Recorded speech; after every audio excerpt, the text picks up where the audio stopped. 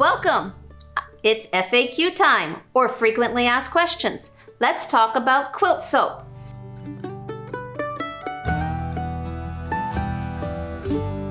Quilt soap has been out in the industry for 20 plus years. I'm really not sure how long. It might be going on 30 years. This was really well known when a celebrity said it was the only thing she used for her antique quilts. And yes, they're good for antique quilts. You want to do an antique quilt, you do not want to put in a washer. You want to put them in your tub, and there's instructions on how to use it in your tub.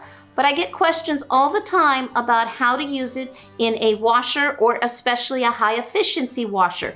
Can it be used there? And my answer is yes, yes, and I do. Quilt soap isn't technically a soap. It is a surfactant. What does that mean? In layman's terms, it's a wetting agent. It lets your fabric get wet. So how do I use it personally? I keep my quilt soap in my laundry room.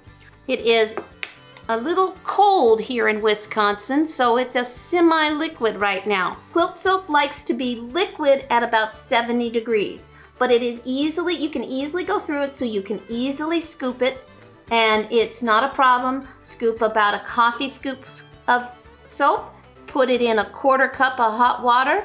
I put it in my microwave for about 20 seconds to heat it up and make it fully liquid, and put it in this compartment for soap in my washing machine. The only thing I will tell you if you're using it in a high efficiency washer is less is better. Quilt soap is highly sudsy, and I always extra rinse. So I do use these in my washer. I have a high efficiency washer. If you are in the northern states or northern climates, yes, your soap is going to be semi-solid, but it's still usable, and that's why I mix it with the water.